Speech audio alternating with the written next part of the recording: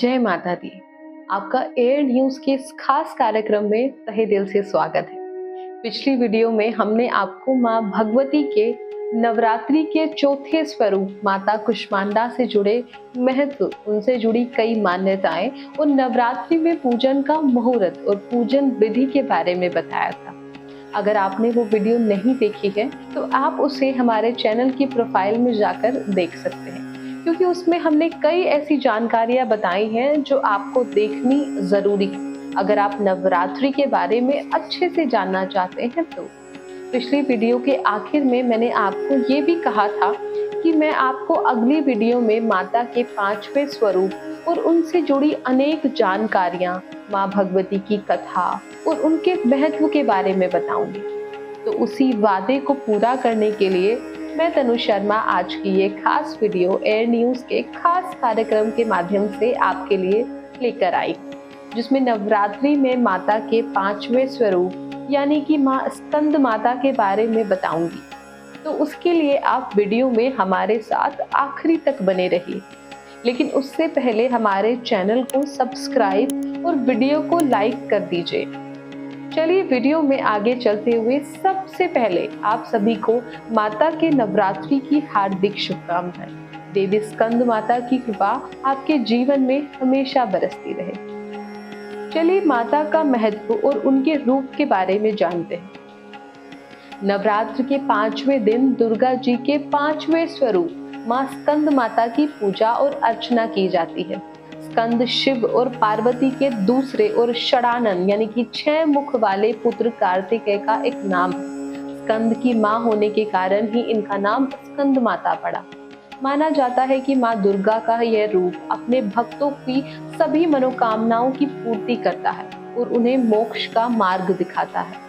माँ के इस रूप की 4 भुजाएं हैं और इन्होंने अपनी दाएं तरफ की ऊपर वाली भुजा से स्कंद अर्थात कार्तिकेय को पकड़ा हुआ है और इसी तरफ से निचली भुजा के हाथ में कमल का पुष्प है और बाईं और ऊपर वाली भुजा में वर मुद्रा है और नीचे दूसरा श्वेत कमल का फूल है। सिंह इनका वाहन है। क्योंकि यह सूर्य मंडल की अष्टदात्री देवी है, इसलिए इनके चारों ओर सूर्य सदृश्य अलौकिक तजों में मंडल सा दिखाई देता है। सर्वदा कमल के आसन पर स्थित रहने के कारण इन्हें पदासना भी कहा जाता है। चलिए माता का महत्व और उनका रूप तो हमने जान लिया, अब बारी आती है माता के पूजन की विधि की। तो चलिए जल्दी से विधि भी जान लेते हैं।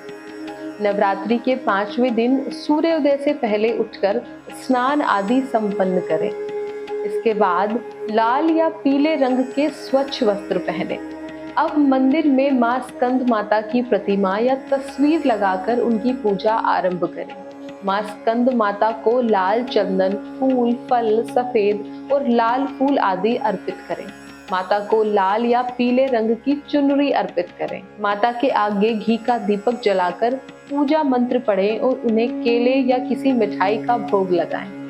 अब माता के भोग की बात की जाए तो 5वें दिन पूजा के समय माँ स्कंद माता को केले का भोग लगाना अति शुभ माना जाता है, इसलिए माता को इसका भोग अवश्य लगाएं।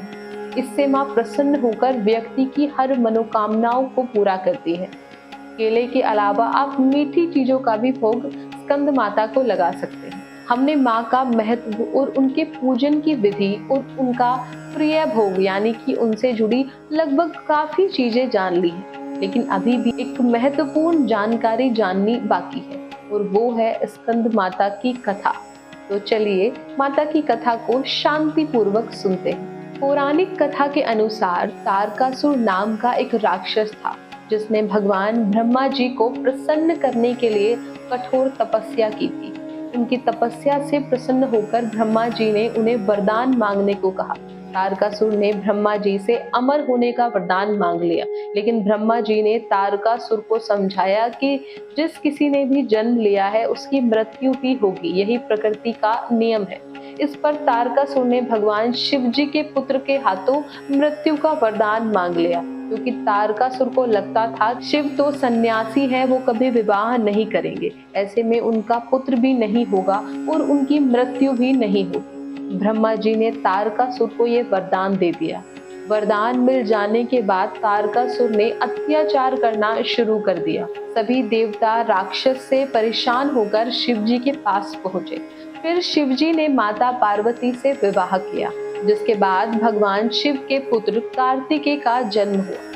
कार्तिकेय जी ने बड़ा होने पर राक्षस तारकासुर का वध किया। कार्तिकेय जी को स्कंद भी कहा जाता है, इसलिए भगवान स्कंद यानी कार्तिकेय की माता होने के कारण देवी दुर्गा को स्कंद माता भी कहा जाने लगा। तो ये थी देवी स्कंद माता की पावन कथा और उनसे जुड़ी कई जानकारियां। आशा करती हूँ कि आपको इस वीडियो से स्कंद माता के बारे में काफी जानकारियां प्राप्त हुई होंगी।